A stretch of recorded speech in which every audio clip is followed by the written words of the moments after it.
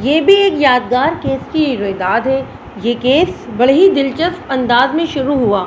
بلال شاہ بڑا بنایا ہوا تھانے میں داخل ہوا اور کہنے لگا کہ اسے فوراً 2 سپاہیوں کی ضرورت ہے۔ میں نے اس کا تمایا ہوا چہرہ دیکھ کر پوچھا، شاہ جی کیا ضرورت پڑ گئی نفری کی؟ کہنے لگا، ایک چور عورت کو گرفتار کرنا ہے، پاس ہی کپڑا مارکیٹ میں لیے گھوم رہی ہے۔ میں چندی گڑھ کے اس تھانے میں نیا آیا تھا، کچھ اندازہ نہیں تھا کہ کپڑا مارکیٹ یہاں سے کتنی دور ہے اور وہ واقعی وہاں کپڑا بیچا جاتا ہے یا ہر قسم کی خرید و فروخت ہوتی ہے۔ بلال شاہ بعض اوقات بڑا جذباتی کام کر جاتا تھا، جس کی وجہ سے اس کے ساتھ ساتھ مجھے بھی شرمندگی ہوتی تھی۔ میں نے تسلی کے لیے پوچھا، آخر بات کیا ہے بلال شاہ؟ کسی سے جھگڑا وغیرہ تو نہیں ہو گیا؟ وہ غرا کر بولا، میں آپ کو مجرم پکڑوا رہا ہوں اور آپ میری نیت پر شک کر رہے ہیں۔ بہت افسوس کی بات ہے، شاید وہ کچھ اور بھی کہتا، لیکن میں نے فوراً 2 سپاہیوں کو اس کے ساتھ روانہ کر دیا۔ وہ اندر ہی اندر کھولتا ہوا اور دندناتا ہوا سپاہیوں کے ساتھ باہر نکل گیا۔ تقریباً 15 منٹ بعد دونوں سپاہی ایک عورت کو لیے اندر داخل ہوئے۔ یہ ایک فرما نظام عورت تھی۔ بلال شاہ اس کے آگے یوں چل رہا تھا جیسے عورت کوئی خطرناک قاتلہ ہو اور بلال شاہ DSP ہو جو اسے رنگے ہاتھوں پکڑ کر یہاں لایا ہو۔ بلال شاہ کے ساتھ ایک 12-14 سالہ لڑکا بھی تھا، اس کی پیشانی سے خون رس رہا تھا۔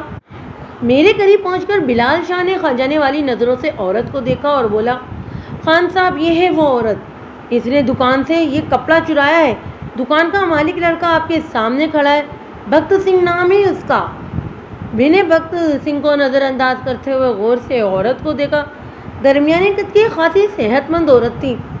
بلال شاہ پروا اندام ہونے کے باوجود اس کے سامنے دبلا نظر آ رہا تھا۔ عورت کی عمر 45 سے اوپر رہی ہوگی۔ بے حد بوسیدہ کرتے میں وہ اپنا بے حد صحت مند جسم شان بے نیازی سے لیے کھڑی تھی۔ میں نے بلال شاہ سے پوچھا، کیا چرایا ہے اس نے؟ بلال شاہ نے خود جواب دینے کی بجائے لڑکے کو اشارہ کیا اور بولا، تھانے دار صاحب، کپڑا مارکیٹ میں ہماری دکان ہے، آج کل ہم رعایتی قیمت پر مال بیچ رہے ہیں۔ دکان سے باہر 2 تخت بچھا کر وہاں کٹ پیس بھی رکھے ہوئے ہیں۔ آج صبح سے بھیڑ لگی ہوئی تھی۔ میں نے دیکھا اس عورت نے ایک ریشمی ٹوٹا لپیٹ کر اپنی چادر میں چھپا لیا۔ میں نے چادر ہٹانے کی کوشش کی تو یہ مجھے دھکے دینے لگی۔ میں گر گیا اور تخت پوچھ کا کونا لگنے سے میرا سر پھٹ گیا۔ یہ دھکے دینے کے علاوہ مجھے گالیاں بھی دے رہی تھی۔ بعد میں یہ سب کو اپنی چادر کھول کھول کر دکھانے لگی کہ کہاں ہے کپڑا۔ میرا خیال ہے اس نے کپڑا اپنی کسی ساتھی عورت کو دے کر وہاں سے رفو چکر کر دیا ہوگا۔ میرے پتا جی کہتے ہیں کہ ایسی عورتیں اکیلی نہیں نکلتی، ان کے ساتھ دوسری عورتیں بھی ہوتی ہیں۔ میں نے عورت سے پوچھا، کیوں مائی، یہ لڑکا سچ کہہ رہا ہے؟ عورت نے پھٹی پرانی چادر کے پلو سے اپنی پسینہ پسینہ گردن پہنچی اور بڑے ہی تحمل سے بولی، تھانے دار جی، ہر غریب عورت چور نہیں ہوتی۔ یہ دیکھو، یہ میرے پاس پورے 4 روپے تھے، میں سودا لینے آئی تھی، دغا کرنے نہیں آئی تھی، اور میں نے کسی کو بھی دھکا نہیں دیا۔ یہ لڑکا مجھ سے ہاتھا پائی کر رہا تھا، اپنے ہی زور میں لکڑی کے چوکے پر جا گرا، آپ وہاں جا کر پوچھ سکتے ہیں۔ بلال شاہ گررایا، وہاں جا کر کیا پوچھنا ہے؟ سب کچھ میری آنکھوں کے سامنے ہوا ہے، میں نے خود دیکھا ہے تمہیں گنڈا گردی کرتے ہوئے، تیری تو شکل ہی بتاتی ہے کہ تو ایک نمبر فٹے کٹن ہے تو۔ عورت نے کہا، دیکھ لو صاحب، یہ موٹا پھر میری زبان کھلوائے گا۔ سچ کہتے ہیں، اس کی جگہ مجھے تھانے آنا چاہیے تھا۔ اسے کیا حق پہنچتا تھا میری چادر کھینچنے کا اور بال پکڑنے کا؟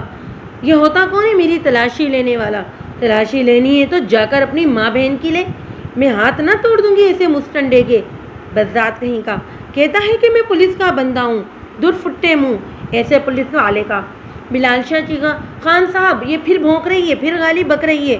عورت مزید بھڑک کر بولی، تو گالی کا کہہ رہا ہے، میرے بس میں ہو تو تجھے جوتے مار مار کر تیرا سر پوپلا کر دوں، تو سمجھتا کیا ہے اپنے آپ کو؟ عورت کی دیدہ دلیری حیران کن تھی۔ میرے سامنے گالیاں کھا کر بلال شاہ کا رنگ اڑ گیا۔ اس نے ایک نظر میری طرف دیکھا، پھر غصے سے کانپنے لگا، میں تیری زبان کھینچ لوں گا۔ اس نے بھی جواب میں اس عورت کو گالی بکی تھی، تیری چمڑی ادھیڑ دوں گا میں، بچ ہوگی تیری ماں اور اس کے ہوتے سوتے۔ تو مجھے ہاتھ تو لگا، میں تیرے اگلے پچھلوں کی ٹانگیں نہ توڑوا دوں تو نام بدل دینا میرا۔ بلال شاہ غصے سے عورت پر جھپٹا. اسے 2 کانسٹیبلوں نے پکڑ لیا، مگر عورت کو پکڑنے کی ضرورت نہ میں نے سمجھی اور نہ کسی اور نے. پتہ ہی نہیں چلا کب اس نے ٹانگ اڑا کر چپل ہاتھ میں لی اور پٹاخ سے بلال شاہ کی پیشانی پر دے ماری. اتنی موٹی عورت سے اتنی پھرتی کی توقع کسی کو نہیں تھی.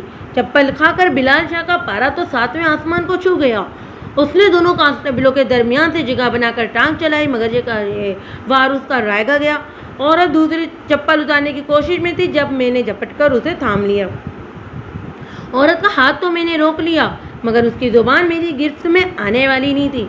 اس نے 1 منٹ کے اندر اندر بلال شاہ کو اتنی گالیاں دے ڈالی جو اس نے ساری زندگی میں نہیں سنی ہوں گی.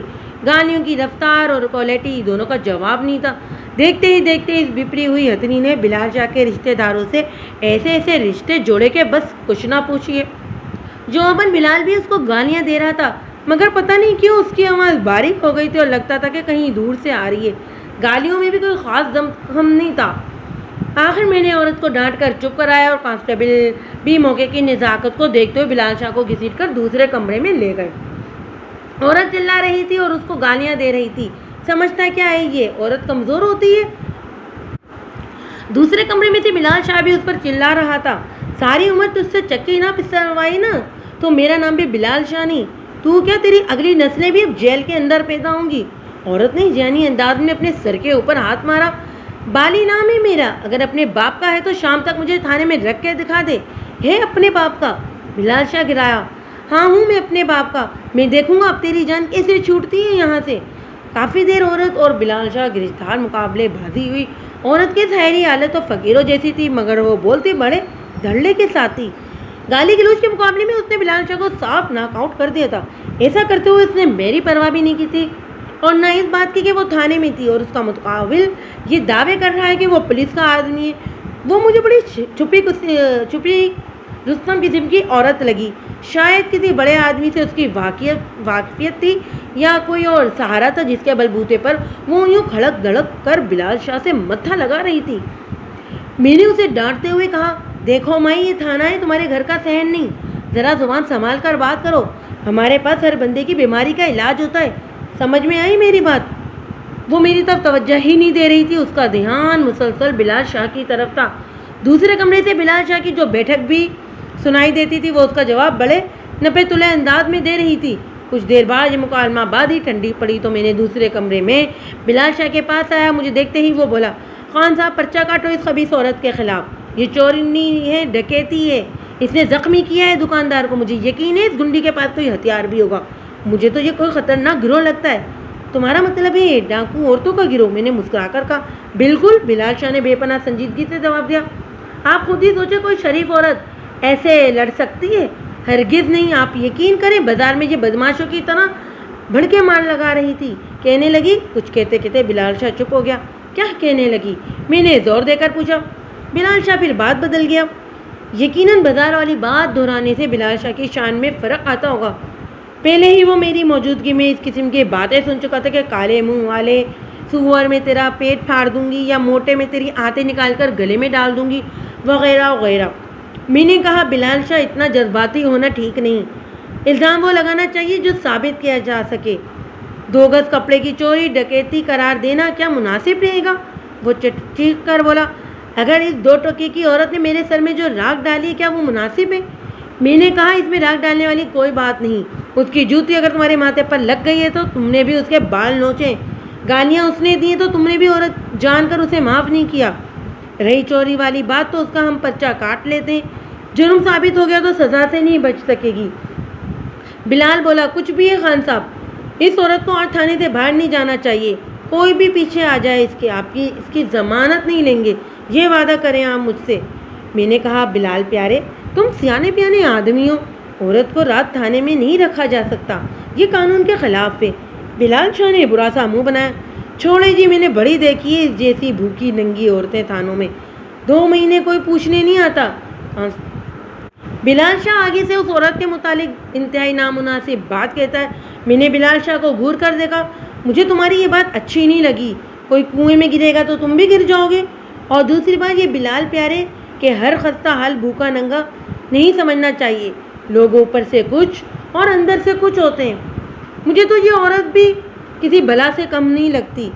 دیکھا نہیں کیسے پیٹ پیٹ کر دعوے کر رہی تھی، اور ویسے بھی بات کو خواہ بڑھانا نہیں چاہیے۔ میں تم دونوں میں راضی نامہ کرا دیتا ہوں۔ راضی نامے کا سن کر بلال شاہ یوں بھدکا جیسے میں نے اس کے دم پر پاؤں رکھ دیا۔ وہ فوراً اپنی جگہ سے کھڑا ہو گیا۔ یہ اچھی بات ہے خان صاحب، ماں بہن کی گالیاں کھا کر میں راضی ہو جاؤں؟ نہیں جی نہیں، میں تو اس عورت کو معاف نہیں کروں گا۔ پھر کیا کرو گے تم؟ میں نے کیا کرنا ہے؟ اسے حوالات میں بند کرے، کل اس کا ریمانڈ لیں اور زنانہ پولیس کے حوالے کریں اسے۔ میں نے کہا کیا اس سے کم میں تسلی نہیں ہو سکتی تمہاری؟ ہرگز نہیں۔ اگر وہ تم سے معذرت کرے، میرا مطلب ہے معافی مانگ لے۔ ہرگز نہیں۔ اگر آپ کچھ نہیں کر سکتے تو میں ہیڈ آفس جاؤں گا، ایس پی صاحب سے کہوں گا۔ آخر میں 10 برس سے مخبر ہوں پولیس کا، کیا میری بے عزتی پولیس کی بے عزتی نہیں ہے؟ اتنے میں تھانے سے باہر گاڑی رکنے کی آواز آئی۔ میں نے کھڑکی سے جھانکا، ایک جیب میں سے ایک دراز کا خوشباش آدمی نکل رہا تھا۔ میں نے اپنے کمرے میں پہنچ کر دراز کا شخص کو خوش آمدید کہا۔ وہ بولا، میرا نام راجندر دوشی ہے، میں ایک مقامی فرم میں سیل مینیجر ہوں۔ آواز سن کر ساتھ والے کمرے سے فربا اندام عورت بھی آ گئی۔ دراز کا شخص کو دیکھ کر عورت کے چہرے سے شناسائی کے آثار نظر آئے۔ میں سمجھ گیا کہ یہ شخص عورت کو چھڑانے آیا ہے۔ تھوڑی سی حیرت بھی ہوئی کہ یہ خوش لباس شخص اس عورت کا واقف کار کیسے ہے۔ میں نے کہا، اچھا تو آپ اس عورت کے لیے آئے؟ جی ہاں، اس نے اعتماد سے کہا، لیکن فی الحال میں اسے نہیں چھوڑ سکتا۔ اس پر چوری کا الزام ہے اور مجھے شبہ ہے کہ یہ مزید وارداتوں کا اعتراف بھی کرے گی۔ راجندر دوشی بولا، میں اس عورت کی طرف سے آپ کو ہر قسم کی ضمانت دے سکتا ہوں۔ میں نے دوشی کو تیز نظروں سے دیکھا۔ کیا میں پوچھ سکتا ہوں ملازمہ سے آپ کا کیا تعلق ہے؟ وہ بولا، میرا کوئی تعلق نہیں ہے، لیکن ان کا ہے جنہوں نے مجھے بھیجا ہے۔ کس نے بھیجا ہے؟ کیا میں ایک ٹیلی فون کر سکتا ہوں؟ اس نے میرا سوال نظر انداز کرتے ہوئے کہا۔ میں نے سیٹ اس کی طرف بڑھا دیا۔ اس نے ایک نمبر ڈائل کیا اور اپنا نام بتانے کے بعد ریسیور میری طرف بڑھا دیا۔ ہیلو، میں نے ماؤتھ پیس میں کہا۔ دوسری طرف صوفے کی جانب ایک اہم شخصیت بول رہی تھی۔ یہ صوبائی اسمبلی کا وزیر تھا، نام آپ پربھوت کمار تصور کر لیں۔ پربھوت کمار نے اپنا تعارف کرانے کے بعد مجھے حکم دیا کہ زیر حراست عورت کو فوراً رہا کر دوں۔ میں نے قانونی پوزیشن بتانے کی کوشش کی، لیکن دوسری طرف وزیر کو گرجنے برسنے کا دورہ پڑ گیا۔ میں نے خاموش رہنا بہتر سمجھا۔ تھوڑی دیر بعد ایس پی صاحب کی بھی کال آ گئی۔ حکم وہی تھا جو پہلے دیا جا چکا تھا۔ میں نے رسمی کارروائی کرنے کے بعد فروا اندام عورت کو راجندر دوشی کے ساتھ جانے کی اجازت دے دی۔ میری رسمی کارروائی کے دوران وہ عورت خاموش بیٹھی یکٹک مجھے دیکھتی رہی تھی، جیسے میری بے چارگی کا لطف اٹھا رہی ہو۔ جاتے وقت اس نے حسب عادت گردن اور چہرے سے پسینہ پہنچا اور خطرناک لہجے میں بولی، کہاں ہے وہ تمہارا بلو نگڑا؟ میں نے مسکرا کر کہا، اب کیا کہنا ہے اسے؟ وہ بدستور لہجے میں بولی، بس محبت سی ہو گئی ہے اس سے۔ اس کی باتوں سے عداوت کی بو آ رہی تھی۔ میں نے ہنسی ہنسی میں بات ٹال دی اور اسے واپس بھیج دیا۔ تیسرے روز مجھے اطلاع ملی کہ بلال شاہ کو مشرقی تھانے والے پکڑ کے لے گئے اور انہوں نے اسے خوب پھیٹی لگائی ہے۔ میں بھاگم بھاگ مشرقی تھانے پہنچا، لیکن میرے پہنچنے سے پہلے ہی بلال شاہ رہا ہو کر گھر جا چکا تھا۔ تھانے والوں سے پتہ چلا کہ بلال شاہ کو پکڑنے اور مارنے کا کام CIA والوں نے کیا ہے۔ انہوں نے کل رات اسے گرد مندر کے چوک سے مشتبہ حالت میں گھومتے پکڑا تھا۔ گرو مندر چوک کا نام سنتے ہی میں ساری بات سمجھ گیا۔ بلال شاہ سونے سے پہلے ایک سیر گرما گرم دودھ ضرور پیتا تھا۔ اکثر ذائقہ بدلنے کے لیے اس میں جلیبیاں وغیرہ بھی ملا لی جاتی تھی۔ یہ عیاشی گھر میں تو ہو نہیں سکتی تھی۔ ایک بیوی اور 10 بچوں کو دودھ جلیبیاں کھلا کھلا کر اپنا راستہ صاف کرنا آسان کام نہیں تھا۔ لہذا رات کا یہ آخری ناشتہ بلال شاہ دودھ دہی کی دکان پر بیٹھ کر کیا کرتا تھا۔ یہ عادت اب اس کی پختہ ہو چکی تھی۔ وہ جس جگہ بھی ہوتا رات کے ناشتے کے لیے دودھ ہی کی دکان ڈھونڈ لیتا تھا۔ چندی گڑھ میں یہ دکان بلال شاہ کے گھر سے کافی دور تھی، یعنی تقریباً 1 میل دور، گرد مندر چوک میں۔ کل رات وہ گرو مندر چوک میں گیا تھا۔ دودھ جلیبی کھانے سے پہلے یا بعد میں CIA والوں کے ہتھے چڑھ گیا تھا۔ اطلاع ملتے ہی میں یہ جان گیا تھا کہ یہ گرفتاری پرسوں والے واقعے کی ایک کڑی ہے۔ میں واپس آنے میں آیا تو بلال شاہ برآمدے میں موجود تھا۔ اس کی ایک آنکھ بہت بری طرح سوجی ہوئی تھی اور کرسی پر بیٹھنے کے انداز میں سے پتہ چلتا تھا کہ پھیٹی بھی خوب لگی ہے اس کی۔ ایک کانسٹیبل اس کا کندھا دبا رہا تھا تو ایک حوالدار پاس بیٹھا بیٹھا تسلی و تشکی کی باتیں کر رہا تھا۔ مجھے دیکھتے ہی بلال شاہ کا چہرہ تمتمایا۔ دیکھ لیں خان صاحب، آپ کی خاطر کیا کچھ سہنا پڑ رہا ہے، بس جیل جا کر پتھر توڑنے کی کسر رہ گئی ہے۔ میرا تو خیال ہے کہ اب جیل کی بھی سیر کروا ہی دیں، کچھ تو انعام ملنا چاہیے نا ہماری خدمت گزاری کا۔ ڈاکو اور قاتلوں کی مخبری کی ہے، اپنی جان خطرے میں ڈالی ہے، در بدر کی خاک شانی، اب 10-12 سال کی جیل بھی نہ ملے تو کیا فائدہ اس ساری بھاگ دوڑ کا۔ طنز کے تیر چلانے بلال شاہ کو بڑے خوب آتے تھے اور وہ اکثر چلاتا بھی رہتا تھا۔ میں نے کانسٹیبل حوالدار کو باہر بھیج دیا اور اس کے پاس آ بیٹھا۔ میں نے کہا، بلال شاہ، تمہیں کہا تھا نا کہ یہ عورت مجھے زبردست شے لگتی ہے، تم نے میری بات نہ مانی اور خام خواہ پھڈا ڈال دیا۔ وقت وقت کی بات ہوتی ہے، عزت ہو سکتا ہے وہ تم سے معافی بھی مانگ لیتی، مگر تمہارا دماغ تو عرش پر پہنچا ہوا تھا۔ بلال شاہ نے منہ بنایا۔ آپ مجھ سے ہمدردی جتانے آئے یا میرے زخموں پر نمک چھڑکنے؟ اگر آپ میری مدد نہیں کر سکتے تو پھر خاموش رہیں، میں خود ہی نبٹ لوں گا اس گنڈی سے، اب وہ رہے گی یا میں۔ لعنت ہے ایسی زندگی پر کہ ایک آدمی ایک عورت سے مات کھا جائے۔ بلال شاہ کا غصہ عروج پر تھا۔ ایسی حالت میں اس کی عقل گھاس چرنے چلی جاتی تھی۔ میں نے عام سے لہجے میں کہا، ٹھیک ہے بھائی، جو دل کرتا ہے کرو، میرے لائق کوئی خدمت ہو تو بتا دینا۔ ویسے ایک بات ذہن میں رکھنا، بری عورت اگر نڈر بھی ہو تو اس سے برا کوئی نہیں ہوتا۔ اور چھوڑو جی، آپ تو ہمیشہ ہی ایسی باتیں کرتے ہیں، کسی کا بھی قصور ہو آپ کو تو بس میں ہی قصوروار نظر آتا ہوں۔ میں نے کہا، دیکھو بلال شاہ، حق بات حق ہوتی ہے، تم نے بھی زیادتی کی ہے۔ حوالدار کریم دین نے مجھے سب بتا دیا ہے۔ تم نے پہلے عورت کی چادر کھینچی، پھر اسے بالوں سے گھسیٹا اور لنگڑائی دے کر نیچے گرا دیا۔ لوگ تمہیں روک نہ لیتے تو تم شاید اس کے اوپر ہی سوار ہو جاتے۔ ٹھیک ہے، تم پولیس کے لیے کام کرتے ہو، لیکن پولیس بے لگام گھوڑا نہیں ہے۔ کچھ قانونی قاعدے ہیں جن کے اندر رہ کر ہمیں کام کرنا پڑتا ہے۔ مجھے پتا ہے جی سارے قانونوں قاعدوں کا۔ بلال شاہ نے بڑی بیزاری سے سر جھٹکا۔ اس وقت قانون قاعدے کہاں تھے جب وہ لڑکے کو مار پڑی تھی اور میری ماں بہن ایک کر رہی تھی وہ عورت۔ دوسرے لفظوں میں بلال شاہ تسلیم کر رہا تھا کہ اس نے عورت کو باقاعدہ نیچے گرا کر اس سے دنگل لڑنے کی کوشش کی تھی۔ اس وقت وہ بہت غصے میں تھا، لہذا میں نے خاموش رہنا ہی مناسب سمجھا۔ میرا ارادہ تھا کہ اگلے روز اس عورت کا حدود و اربا دریافت کر کے بلال شاہ سے اس کا راضی نامہ کرا دوں گا، مگر اگلے روز علی صبح ایک اور مصیبت گلے پڑ گئی۔ یہ مصیبت انگریز ایس پی واٹر نیل کی صورت میں تھی۔ ایس پی واٹر ایک سخت مزاج اور اصول پسند افسر تھا۔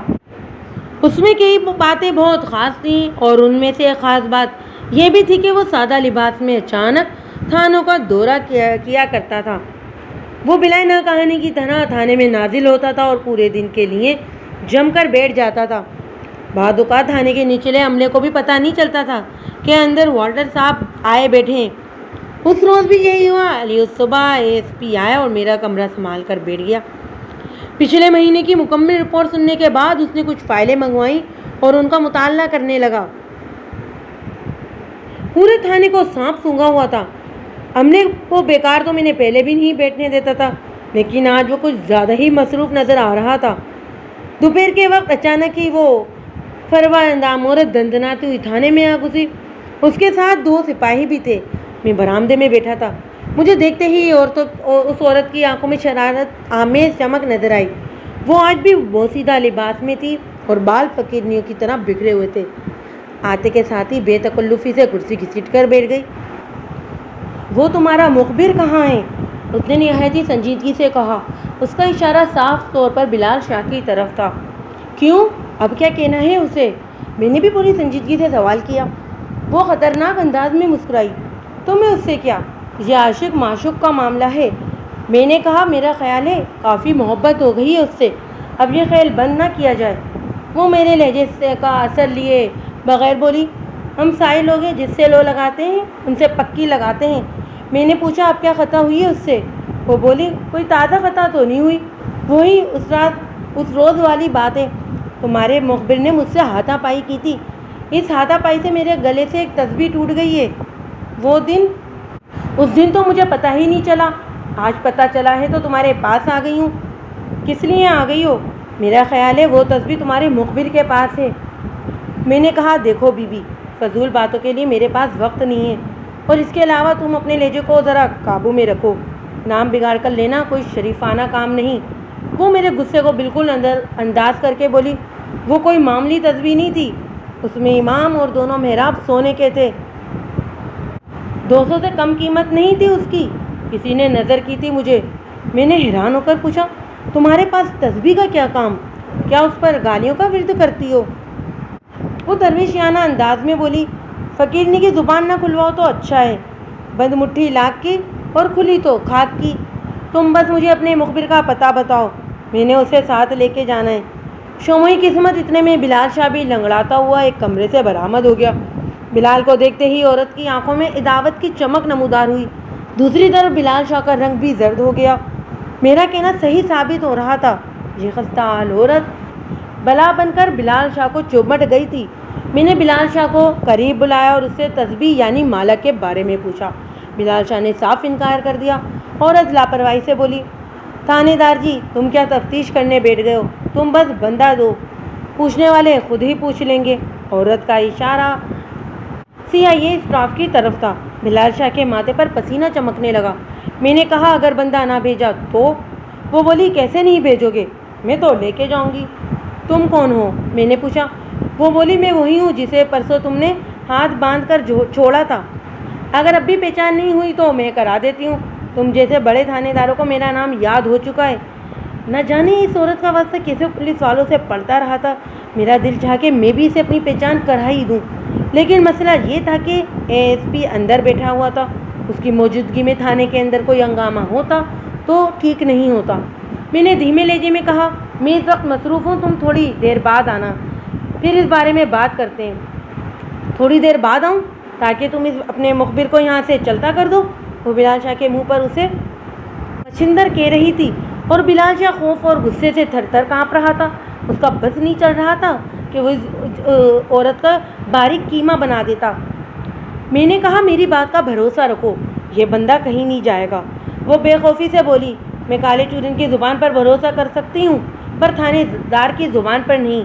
میں نے غصے کا ایک نہایت کڑوا گھونٹ بھرا اور آواز کا دھیما پن برقرار رکھتے ہوئے کہا، تو ٹھیک ہے، یہیں بیٹھی رہو، میں فارغ ہو جاؤں تو اس کے بارے میں فیصلہ کر لیتے ہیں۔ دونوں سپاہی اس کی شہ پر تھے۔ ایک مونچھ برادر بولا، فیصلہ کیا کرنا ہے جناب، آپ اس بندے کو بھیجنے والی بات کریں، اوپر سے بڑا سخت آرڈر آیا ہوا ہے۔ میں نے پتہ نہیں کس طرح خود پر جبر کر رکھا تھا۔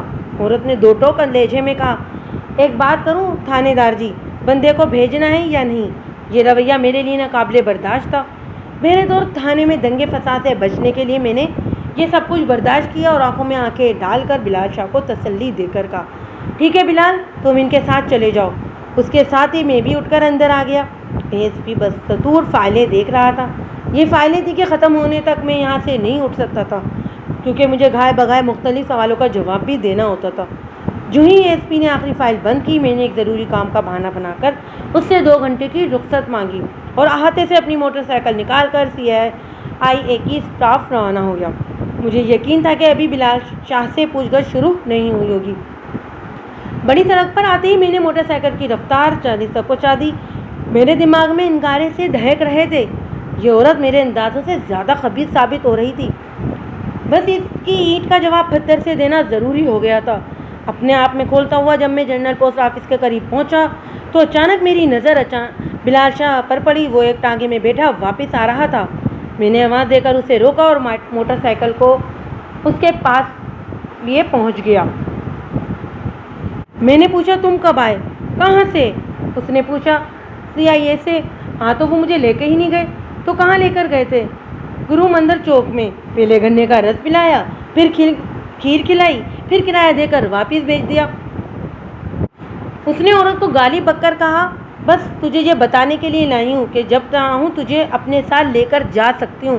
میں نے بلال شاہ کو موٹر سائیکل پر بٹھایا اور واپس تھانے آ گیا۔ راستے پر بلال شاہ خاموش رہا۔ میں نے بھی کوئی بات نہیں کی۔ بلال شاہ کی خاموشی میرے دل پر اثر کر رہی تھی۔ میں نے دل ہی دل میں فیصلہ کر لیا کہ اس موزور عورت کو مناسب سبق سکھانا ہے۔ اپنے ایک ہوشیار ASI انور باجوہ کو میں نے ذمہ داری سونپی کہ وہ اس آپت کے پرکالہ کا کھوج لگائے اور پتہ کرے کہ وہ کس باغ کی مولی ہے۔ انور باجوہ ایسے کاموں میں خاصا ماہر سمجھا جاتا تھا۔ شکل و صورت سے بالکل پولیس والا نہیں لگتا تھا۔ आवाज़ भी बड़ी मिस्किन सी पाई जाती थी, लेकिन दिमाग अफलातून का था। उसने ठीक 3 रोज़ बाद मुझे औरत के बारे में रिपोर्ट दे दी। ये रिपोर्ट हर लिहाज से मुकम्मल थी।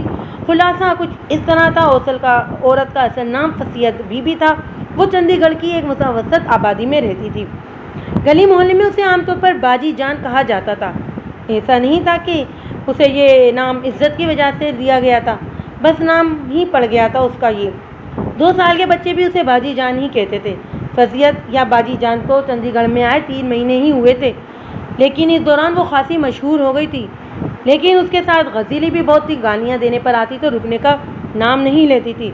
कुछ लोग उसे बहुत अच्छा समझते थे तो कुछ लोग उसे बहुत बुरा। किसी को मालूम नहीं था कि बाजी जान कहाँ से आई है, उसका आगा पीछा क्या है, वो किन हालात में यहाँ पहुँची है। सबसे पहले उसे एक मुकामी पीर बख्शी जान के मज़ार पर देखा गया था। वहाँ से टेलर मास्टर अली अहमद के घर पहुँच गई थी। अली अहमद बाजी जान को बड़ी बहन का दर्जा देता था और उसकी जवान साल लड़की फरहत उसे खाला कहती थी। अब वो अली अहमद के मकान में घर के फर्द की तरह रह रही थी। अली अहमद की बीवी चंद माह पहले हैजे का शिकार हो चुकी थी और वो खुद भी कुछ अलील रहता था। मैंने एएसआई बाजवा से पूछा कि फजीयत नाम की इस औरत के ताल्लुकात ऊपर के लोगों से कैसे हैं। बाजवा ने जवाब दिया, चंडीगढ़ में तो कोई अफसर मेरे इल्म में नहीं आया जो इस औरत को ख़ास तौर पर जानता हो, न ही वो किसी के आसपास आती जाती दिखाई देती है। आम लोगों से वास्ता है उसका। मैंने कहा, फिर उसके लिए जमुना इंडस्ट्री का मैनेजर क्यों भागा आया था और सूबाई वजीर को क्या ज़रूरत थी सिफारिश करने की। बाजवा बोला, हो सकता है वो जहाँ से आई है वहाँ उसके ताल्लुकात हों। वो झाड़ फूँक करती है और कमज़ोर अकीदे के लोग तो हर जगह मौजूद होते हैं। मैंने कहा, कुछ तो खोज मिला होगा ना कि इसका ताल्लुक किस इलाके से। बाजवा ने कहा, बस इतना सा इशारा मिला है कि वो किसी पहाड़ी इलाके की रहने वाली है, क्योंकि सबसे पहले उसे बख्शी जान के मज़ार पर देखा गया था। वो ऐसे लिबास में थी जो पहाड़ी इलाकों में पहना जाता है। ये बात मुझे मज़ार के खादिम ने बताई थी। उसका कहना है हो सकता है औरत का ताल्लुक या चंपा वगैरह से हो। बाजवा की ये बात मेरे दिल को लगी। फसीयत के लबो लहजे में हल्का सा पहाड़ीपन पाया जाता था। उसकी सेहत भी यानी पहाड़ों की तरह देखने के लायक थी। सबसे बड़ी बात यह थी कि जिस सूबाई वजीर का फ़ोन आया था उसका ताल्लुक भी दिलजोरी के इलाके से था। बाजवा की हासिल की हुई मालूमात के मुताबिक फसीयत नामी ये औरत मज़ीद पुरस्कार हो गई थी। मैंने दिल में तहैया कर लिया था कि जैसे भी हो इस औरत का पता मालूम करना बहुत ज़रूरी है। उस रोज़ शाम के वक्त ऐसा वाक़या रूनुमा हुआ जिसके सबब फसीयत बाजी जान से हमारा ताल्लुक और मजबूत हो गया। और वो एक नीम गर्म शाम थी। मैं थाने के बरामदे में टेबल फैन लगाए बैठा था। बिलाल शाह अपने बीमार कान में दवाई डालकर पिछले कमरे में सोया हुआ था। उसके खराटे पूरे थाने में गूंज रहे थे। यूँ लगता था जैसे कोई शेर धाड़ रहा हो। अचानक थाने के दरवाजे पर गोश्त का पहाड़ नमूदार हुआ। मेरा ख्याल है आप समझ गए होंगे मैं फसीयत का जिक्र कर रहा हूँ। वो चाको चौबंद हथनी की तरह थल थल करती मेरे पास आई और बड़े एतमाद से कुर्सी घसीट कर बैठ गई। संतरी मेरे करीब खड़ा था। फसीयत ने हाथ के इशारे से संतरी को हुक्म दिया कि वो बाहर जाए। संतरी ने एक सवालिया निगाह मुझ पर डाली और फिर बाहर चला गया। फसीयत ने हस्बे आदत अपने सुर्खो सफ़ेद चेहरे का बोसीदा चार से पसीना पहुंचा और बोली, थानेदार जी तुम्हें एक काम करना है। जी फरमाइए, मैंने कहा। मेरे तंजिया अंदाज पर एक लम्हे के लिए उसकी तेवरी चढ़ गई, लेकिन फिर इसने अपने ऊपर काबू पाया और तहमुकाना लहजे में बोली, अभी थोड़ी देर बाद 2 औरतें तुम्हारे पास आएंगी। एक मेरी उम्र की होगी, दूसरी लड़की ने सफ़ेद काटन का बुरखा ओढ़ रखा होगा। लड़की तुमसे शिकायत करेगी कि बासित नामी एक नौजवान ने उसे हिफ्ते बेजा में रखा है और ज़्यादती की है। बासित नामी ये लड़का ईश्वर कॉलोनी का रहने वाला है। उसका एड्रेस तुम्हें लड़की और उसकी माँ बता देंगी। तुम सिपाही को भेजकर लड़के को थाने में बुला लेना। मैं चाहती हूँ कि तुम लड़के को इतना डरा धमका दो कि फिर ऐसी हरकत का ख्याल भी उसके दिल में ना आए। अगर ज़रूरत समझो तो इसे हल्की फुल्की मार भी लगा दो, लेकिन इस मामले की रिपोर्ट दर्ज नहीं होनी चाहिए। कल इसी वक्त मैं आऊँगी। मेरी ज़मानत पर लड़के को छोड़ देना। लड़की और इसकी माँ का मामला भी मैं खुद ही संभाल लूँगी। मैं सन्नाटे की कैफियत में बैठा फसीयत की बकवास सुन रहा था। 14-15 साल सर्विस का ये पहला तजुर्बा था कि कोई मुझसे इस लहजे में बात कर रहा था और ऐसी बेबाकी से मुझे बदनियाती का सबक पढ़ा रहा था। दर हकीकत ये बड़ी दिलचस्प सूरत हाल थी। जैसा कि मैंने बताया कि मैं इस थाने में नया आया था। बेशतर लोगों को तो मालूम ही नहीं था कि मैं किस मिजाज का आदमी हूँ, ख़ास तौर पर बाजी जान को। ان کو تو میرے بارے میں زبردست قسم کی خوش فہمی ہو چکی تھی۔ اپنے خیر میں اس نے مجھے پوری طرح نیچے لگا لیا تھا۔ وہ نہ صرف میرے بندے کو پھیٹی لگوا چکی تھی بلکہ 5-6 روز پہلے اسے میرے تھانے سے زبردستی اپنے ساتھ لے کر جا چکی تھی۔ یہ آخری کارروائی اس کے نزدیک کسی بڑے کارنامے سے کم نہیں تھی۔ اسے نہیں معلوم تھا کہ وہ یہ کارنامہ کیوں کر انجام دے سکی ہے۔ اگر اس روز اندر کمرے میں بیٹھا SP نہ ہوتا تو مجھے اس کی خاطرداری منظور نہ ہوتی تو 5 منٹ کے اندر اندر باجی جان کے غبارے سے ہوا نکل جاتی۔ بلال شاہ کو لے جانا تو دور کی بات، وہ خود بھی زنانہ پولیس کے ہاتھوں اپنی چمڑی نہ بچا سکتی۔ بہرحال اب وہ پوری طرح اکڑی ہوئی تھی اور مجھ سے یوں گفتگو کر رہی تھی جیسے وہ تھانے دار ہے اور میں ایک ادنا سا سپاہی کی حیثیت سے اس سے بات کر رہا ہوں۔ اس موقع پر میں اپنی تھانے داری دکھاتا تو مجھ سے بڑا بے وقوف کوئی نہ ہوتا۔ جدانہ پھینکنے کا وقت تھا کیونکہ شکار جو خود کو شکاری سمجھ رہا تھا خود بخود جال کی طرف آ رہا تھا۔ عقل مندی کا تقاضا یہ تھا کہ وہ جس رستے پر مجھے لگا رہی ہے میں خاموشی سے لگ جاؤں۔ لڑکے لڑکی کا معاملہ یقیناً پراسرار تھا اور ممکن تھا کہ اس معاملے کی وجہ سے باجی جان کے متعلق بھی کوئی اہم انکشاف سامنے آ جائے۔ میں نے پہلے تو ذرا سا پیش و کش سے کام لیا، پھر باجی جان کی خواہش کے آگے سر تسلیم کر دیا۔ وہ مجھے پوری بات سمجھانے کے بعد جس طرح آئی تھی اسی طرح اچانک واپس چلی گئی۔ اسے گئے 10 منٹ ہی ہوئے تھے کہ 2 عورتیں اندر داخل ہوئیں۔ ان میں ایک نے چادر لے رکھی تھی اور دوسری برقع پوش تھی۔ برقع پوش چال ڈھال سے نوجوان لڑکی لگتی تھی۔ دونوں عورتیں تیزی سے اندر داخل ہوئی تھیں۔ چادر پوش عورت نے کہا، انسپکٹر صاحب میں آپ سے اکیلے میں بات کرنا چاہتی ہوں۔ میں نے پاس کھڑے دونوں کانسٹیبلوں کو باہر بھیج دیا اور دروازہ بند کر دیا۔ دروازہ بند ہوتے ہی لڑکی نے نقاب الٹ دیا۔ وہ ایک خوبصورت چہرہ تھا لیکن اس کی پہلی جھلک نہیں مجھے سمجھا دیا کہ لڑکی کسی شریف گھرانے سے نہیں۔ یہی بات ادھیڑ عمر عورت کے بارے میں بھی کہی جا سکتی تھی۔ عورت اور لڑکی دونوں غصے میں بھری نظر آتی تھیں۔ عورت نے لرزہ خیز آواز میں کہا، انسپکٹر صاحب آج میری لڑکی کے ساتھ جو کچھ ہوا ہے اس کے بعد میں خودکشی کر لیتی تو بہتر تھا۔ یہ دیکھیے اس درندے نے کیا حل کیا ہے میری معصوم بچی کا۔ ایک جھٹکے سے اس نے اس لڑکی کا بالائی برقع اتار پھینکا۔ لڑکی کا گلا ادھڑا ہوا تھا، گردن پر خراشیں تھیں۔ عورت کڑک کر بولی، ہم ناچنے گانے والے ضرور ہیں لیکن پیشہ ور نہیں۔ ہماری شرافت کی گواہی پورا شہر دے سکتا ہے۔ اگر کوئی میری لڑکیوں میں برائی ثابت کر دے تو میں اپنے ہاتھوں سے اپنا سر کاٹ لوں۔ اس خبیث نے میری ناسمجھ بچی کو ورغلایا اور آج اس کا یہ حال کیا کہ وہ اپنے قدموں پر چل کر تھانے بھی نہیں آ سکتی۔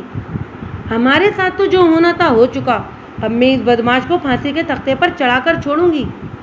میں نے کہا، بی بی یوں واویلا کرنے سے کوئی فائدہ نہیں، مجھے اچھے طریقے سے ساری بات بتاؤ کہ میں سمجھ سکوں کون ہے وہ شخص اور کہاں رہتا ہے۔ عورت نے کہا، اس کا نام باسط علی ہے، یہاں قریبی ایشور کالونی میں رہتا ہے، بازار حسن میں آتا جاتا رہتا ہے، 2-3 ماہ سے ہمارے چوبارے میں بھی آ رہا ہے۔ اور میری 50 بچیاں رام مندر پر پھول چڑھانے گئی تھیں، صرف کرن گھر میں تھی۔ اس خبیث کو معلوم تھا کہ ہر دوسرے مہینے شکروار رام مندر پر پھول چڑھانے جاتے ہیں۔ وہ موقع تاڑ کر میرے گھر گھس آیا۔ گھر میں ایک بوڑھی اماں کے سوا اور کوئی نہیں تھا۔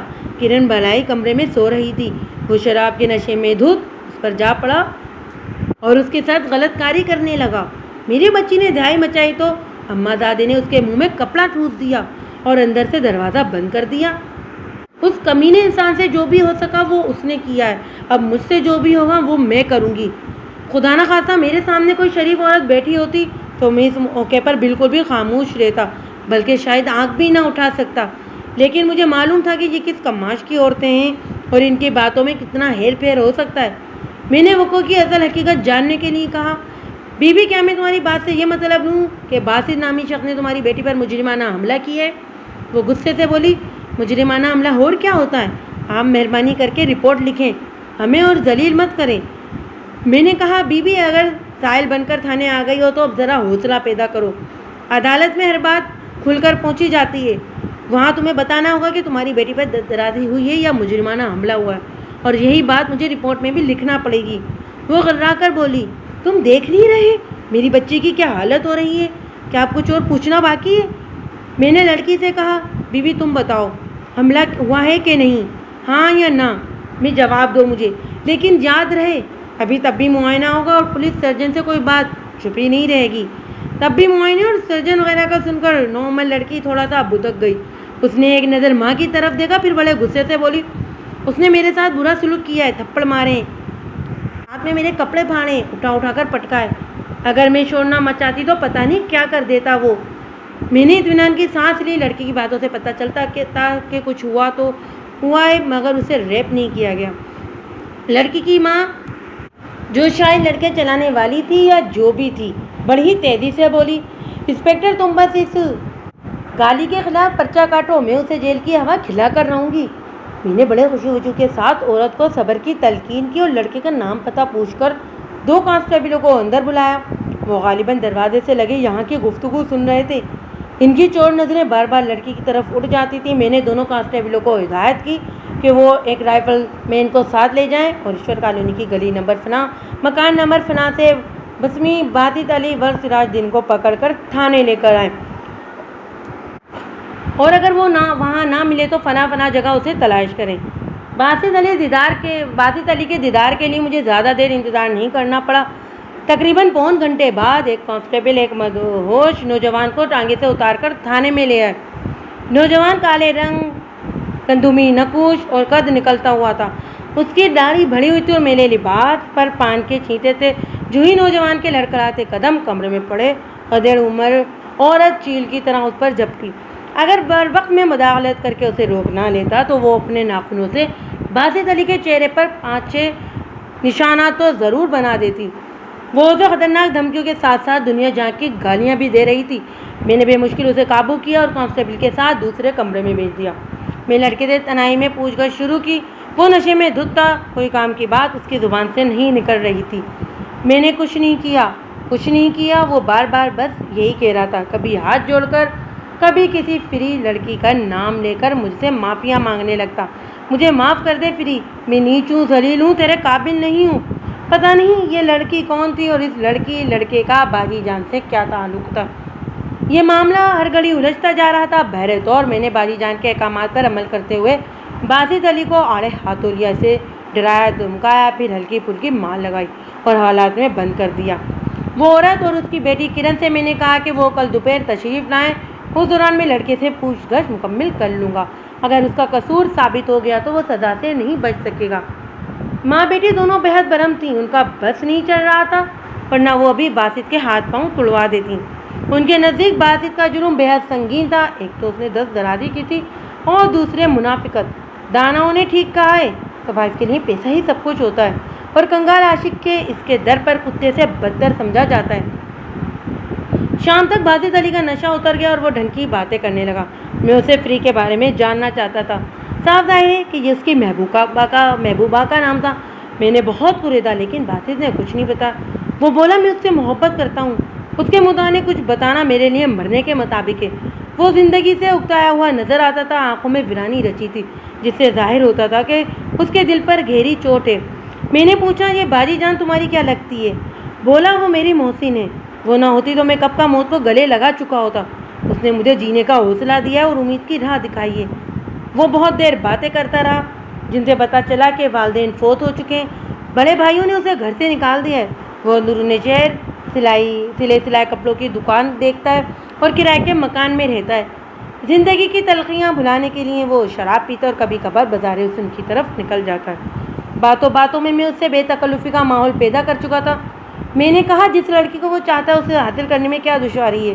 وہ ہونٹوں کو کاٹ کر بولا، وہ بے زبان لڑکی ہے، باپ کے سامنے بول نہیں سکتی اور باپ مجھے پسند نہیں کرتا۔ وہ بیٹی کو کالے چور سے بیاہ دے گا، لیکن مجھ سے نہیں بیاہے گا۔ اگلے روز دوپہر سے پہلے ہی باجی جان لڑکی کو رہا کرانے تھانے آ گئی۔ حسب معمول اس کا حلیہ فقیرانہ اور انداز شاہانہ تھے۔ یوں لگتا تھا اپنے ارد گرد کے بندے اسے چیونٹیاں نظر آتے ہیں۔ آتے کے ساتھ ہی مجھ سے پوچھنے لگی، اسے اچھی طرح ڈرایا دھمکایا ہے نا؟ میں نے کہا، خالی دھمکایا نہیں، لڑتھاڑ بھی دیا ہے۔ وہ بولی، رپورٹ تو درج نہیں کی؟ میں نے سعادت مندی سے انکار میں سر ہلایا تو مسکرا کر بولی، فقیروں کو خوش رکھو گے تو خود بھی خوش رہو گے۔ پھر وہ میرے ساتھ حوالات میں گئی اور لڑکے کو لے کر چل دی۔ میں نے دبے لہجے میں پوچھا، اور وہ عورت جو آئی تھی اسے کیا جواب دوں؟ وہ بولی، اب نہیں آئے گی، گھبراؤ مت، اور ہاں، پرسوں میں آؤں گی، تم سے ایک ضروری بات کرنی ہے۔ 2 دن بعد وہ واقعی دھمکی۔ بلال شاہ اس وقت میرے پاس بیٹھا تھا، خوشگوار موڈ میں تھا۔ باجی جان کو دیکھتے ہی اس کا رنگ پھیکا پڑ گیا، غالباً اپنی رسوائی یاد آ گئی تھی۔ جلدی سے کان لپیٹ کر وہ برآمدے میں چلا گیا۔ بلال شاہ کو یوں گھسکتے دیکھ کر باجی جان کی آنکھوں میں شرارتی مسکراہٹ آئی تھی۔ 1-2 جملے بلال شاہ پر کسنے کے بعد وہ اصل موضوع پر آ گئی۔ تھانے دار جی، ایک کام کرنا ہے تم نے، وہ 10-15 روز کے اندر اندر۔ کون سا کام؟ میں نے پوچھا۔ اس لڑکے کو رنگون بھجوانا ہے کسی بھی طرح، اس کا پاسپورٹ بنا ہوا ہے، کرائے کے پیسے بھی ہیں اس کے پاس، بس کسی طرح باقی کا انتظام کر دو۔ یہ کام میں کسی بڑے افسر سے بھی کرا سکتی تھی، لیکن اس کے لیے مجھے چندی گڑھ سے باہر جانا پڑے گا، اور وہ فی الحال میں جا نہیں سکتی۔ میں نے کہا ہے، میرا خیال ہے تم باسط علی کی بات کر رہی ہو، لیکن وہ وہاں جا کر کیا کرے گا؟ کہنے لگی کچھ بھی کر لے گا، اور کچھ نہیں تو کسی ہوٹل میں بیڑا لگ جائے گا، ان بدماشوں سے تو بچے گا جو یہاں کر رہا ہے، چند ماہ اور یہاں رہ گیا تو قبرستان پہنچ جائے گا۔ میں نے پوچھا، وہ جانے پر راضی ہو گیا ہے؟ ہاں، اس نے گڑھے جیسا سر اوپر نیچے ہلایا۔ میں نے کہا، میرا خیال ہے پولیس سے کافی ڈرایا ہے تم نے اسے، ورنہ وہ یہاں سے جانے والا نہیں تھا۔ وہ بولی، یہ اندازہ تم نے کیسے لگایا؟ میں نے جواب دیا، کوئی بھی عاشق اپنے عشق کو ایسے نازک موڑ پر جا کے ملک نہیں چھوڑتا، وہ ایک لڑکی سے محبت کرتا ہے اور رات دن اس کے لیے آہیں بھرتا ہے۔ باجی جان نے برا سا منہ بنایا، یہ سب بیکار کی باتیں، نوجوانی کا پاگل پن ہے۔ باجی جان کے جملے سے مجھے 2 باتوں کا پتہ چلا۔ ایک تو یہ کہ وہ باسط علی کے عشق سے بے خبر نہیں، دوسرے یہ کہ وہ اس معاملے کو اچھا نہیں سمجھتی۔ فوری طور پر میرے ذہن میں آیا، کہیں باجی جان باسط علی کو ملک سے تو نہیں بھگا رہی کہ وہ اس لڑکی سے دور رکھنا چاہتی ہے۔ اس سوال کے ساتھ ہی دوسرا سوال بھی ذہن میں ابھرا کہ وہ لڑکی کون ہو سکتی ہے۔ اس دوسرے سوال کا جواب فوری طور پر تو میرے ذہن میں نہیں آیا، لیکن تھوڑی دیر بعد جب مجھے باجی جان نئی ہدایت دے کر واپس چلی گئی تو میں نے آنکھیں بند کر کے ایک کرسی سے ٹیک لگائی اور ایک جھماکہ سا آنکھوں کے سامنے ہوا۔ ایک نئے خیال نے مجھے جھنجھوڑ کر بٹھا دیا۔ میں نے سائی باجوہ کو آواز دے کر بلایا۔ وہ تیزی سے آیا اور سلیوٹ کر کے کھڑا ہو گیا۔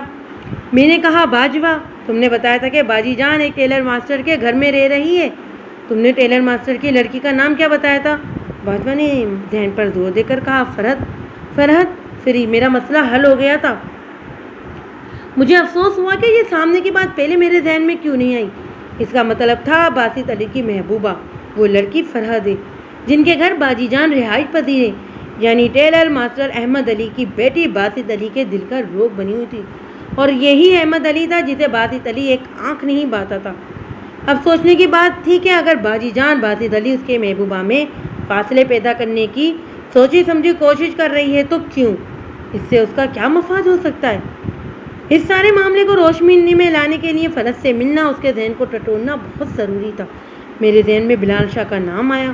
وہ ایسے کاموں میں بڑا کائیاں تھا، اور ان دنوں وہ ویسے ہی بارود سے بھرا ہوا تھا۔ باجی جان کے ہاتھوں کی ہوئی بے عزتی جو ہوئی تھی اس کی، میں اسے باجی جان کے خلاف جس طرح چاہے استعمال کر سکتا تھا۔ اگر میں اسے فرحت کے پیچھے لگا دیتا تو وہ چند دنوں میں ضرور اسے بیٹی، بھتیجی یا بھتیج وغیرہ بنا لیتا، اس کے ماضی میں خرگوش کی طرح لمبی سرنگیں لگا دیتا۔ میں ٹیلر ماسٹر کی بیٹی فرحت کے سلسلے میں بلال شاہ کا سوچ ہی رہا تھا کہ صورتحال نے ایک نئی کروٹ لی اور میرا کام بالکل آسان ہو گیا۔ یہ اگلے روز کا واقعہ ہے۔ ساون کی زبردست جھڑی لگی ہوئی تھی۔ میں ایک موقع ملاقات کرنے کے بعد تھانے واپس پہنچا تو رجسٹرار نے ایک اطلاع دی، کہنے لگا کہ 1.5 گھنٹے سے ایک لڑکی کمرے میں بیٹھی آپ کا انتظار کر رہی ہے۔ اکیلی لڑکی کا سن کر میں حیران ہوا۔ رجسٹرار نے یہ بھی بتایا کہ لڑکی کی طبیعت خراب ہے اور وہ 2-3 دن بار پانی بھی مانگ چکی ہے۔ کمرے میں پہنچا تو واقعی ایک لڑکی سپڑی کرسی پر بیٹھی ہوئی تھی۔ اس نے برقع پہن رکھا تھا اور نقاب گرایا ہوا تھا۔ مجھے دیکھتے ہی وہ انگلیاں مروڑتی ہوئی اپنی جگہ سے کھڑی ہو گئی، پھر بے ڈھنگے پن سے دوبارہ کرسی پر بیٹھ گئی۔ وہ خاصی گھبرائی ہوئی لگتی تھی۔ میں صاف دیکھ رہا تھا کہ وہ سراتاپا پر لرز رہی ہے۔ یہ لرزہ خنگی سے زیادہ خوف کے سبق تھا۔ ٹوپی اتار کر میں نے چہرے سے بارش کا پانی پہنچا اور لڑکی کے سامنے کرسی سنبھالتے ہوئے بولا، ہاں بی بی کہو کیا بات ہے؟ جی وہ ہکلا کر چپ ہو گئی۔ تھوڑی دیر خود کو سنبھالنے کی کوشش کرتی رہی، پھر سر جھکا کر سسکیوں سے رونے لگی۔ میں نے اسے دلاسا دیا۔ کچھ دیر بعد وہ گنگے لہجے میں بولی، انسپکٹر صاحب آپ یہ رکھ لیں اور خدا کے لیے اسے چھوڑ دیں۔ یہ کہتے ہوئے اس نے زرد رنگ کا ایک پرس برقعے سے نکالا اور کانپتے ہاتھوں سے میز پر رکھ دیا۔ میں نے पर्स खोला, उसमें کرنسی کے نوٹ تھے, تقریباً 1000 روپیہ ہوگا. ان دنوں یہ ایک بہت بڑی رقم تھی. میں نے पर्स بند کر کے اپنے قبضے میں لے لیا. لڑکی نے روتی دھوتی آواز میں کہا, انسپیکٹر صاحب اسے رشوت نہ سمجھیے, میں یہ پیسے آپ کو اس کی رہائی کے لیے دے رہی ہوں. آپ جیسے چاہیں ان پیسوں کو استعمال کریں اور اس کیس سے اس کی جان چھڑوا دیں. میں نے کہا, بیوی مجھے بھی سمجھ نہیں آئی تم کس کی بات کر رہی ہو. اس نے ایک بار پھر شدت سے انگلیاں مڑوڑی اور بولی, باسط علی کو آپ نے جمعے کو گرفتار کیا تھا نا. میں نے کہا, تم ٹیلر ماسٹر احمد علی کی بیٹی ہو. اس نے گردن ہلا کر ہاں میں سر ہلایا. ایک ہی لمحے میں پوری بات سمجھ میں آ گئی تھی. میرے یہ فرض تھی اور اب تک یہ سمجھ رہی تھی کہ اس کا محبوب حوالات میں. اسے اس مصیبت سے نکالنے کے لیے اس نے ایک دلیرانہ قدم اٹھایا اور کسی طرح رقم کا انتظام کر کے تھانے آ گئی تھی. بول چال سے اندازہ ہوتا تھا کہ لڑکی پڑھی لکھی ہے, لباس سے کھاتے پیتے گھرانے کی لگتی تھی, مگر ایک نوجوان لڑکی کے لیے تنہا اتنی بڑی رقم کا انتظام کرنا سمجھ میں نہیں آتا تھا. میں نے رقم کے بارے میں لڑکی سے چند تیز انداز میں سوال پوچھے تو وہ مزید گھبرا گئی. وہ بار بار کہہ رہی تھی کہ یہ پیسے میرے ہیں, آپ یہ سب رکھ لیں اور اسے چھوڑ دیں. وہ ایسا نہیں ہے, اگر اس نے کچھ کیا ہوگا تو ضرور وہ نشے میں ہوگا. باتوں کے دوران ہی اس نے سینے پر ہاتھ رکھ لیا اور کھینچ کھینچ کر سانس لینے لگی. دیکھتی دیکھتے وہ لہرائی. اگر میں لپک کر اسے تھام نہ لیتا تو وہ لڑک کر پختہ فرش پر گر جاتی. گوندر سنگھ پانی لاؤ, میں نے پکار کر کہا. چند ہی لمحوں میں سارا عملہ لڑکی کے گرد اکٹھا ہو گیا. لڑکی کے جسم کو ہاتھ لگاتے ہی مجھے اندازہ ہو گیا کہ وہ بخار میں بری طرح تپ رہی ہے. میں نے لڑکی کا نقاب الٹا تو سب دیکھتے ہی رہ گئے. 18-19 برس کی وہ خوبصورت لڑکی تھی. دودھیا جلد بخار کی وجہ سے تمتمائی ہوئی تھی اور گداز ہونٹوں پر پیاس کے سبب پپڑیاں جمی ہوئی تھی. مجھے اس کی شکل کچھ جانی پہچانی لگی. ایسا چہرہ کہیں دیکھا ہوا تھا میں نے. میرے اشارے پر بلال شاہ قریبی بازار سے ڈاکٹر کو بلانے چلا گیا. ہم نے لڑکی کو پانی وغیرہ پلایا, اس کی ہتھیلیوں کی مالش کی. تھوڑی دیر بعد اس نے آنکھیں کھول دی. اتنے میں ڈاکٹر آ گیا. اس نے لڑکی کو چیک اپ کیا اور بتایا کہ وہ شدید ترین بخار میں تپ رہی ہے. اسے دوا کے علاوہ مکمل آرام کی ضرورت ہے. اس کے علاوہ دماغ کی عدت کم کرنے کے لیے برف کی پٹیاں ضروری ہیں. میں نے اسسٹنٹ سب انسپکٹر باجوہ کو بتایا کہ یہ ٹیلر ماسٹر احمد علی کی بیٹی ہے, فوراً اسے گھر پہنچانے کا انتظام کرو. لڑکی نے میری بات سن لی. قنوطگی میں بڑھانے لگی. نہیں تھانے دار صاحب, میں نہیں جاؤں گی. اس کو چھوڑ دیں, وہ بے قصور ہے. باجوہ نے اسے اٹھانے کی کوشش کی تو وہ شدت میں نفی میں سر ہلانے لگی. میں نے باجوہ کو ہاتھ کے اشارے سے روک دیا. بہتر تھا کہ اس لڑکی کی حالت کو سنبھلنے کا انتظار کر لیا جاتا. وہ غیر مردوں کے ساتھ گھر واپس جاتی تو گلی محلے میں بدنامی ہو سکتی تھی. مناسب یہی تھا کہ وہ جیسے آئی ہے ویسے ہی واپس جائے, یا پھر کوئی اس کا عزیز آ کر اسے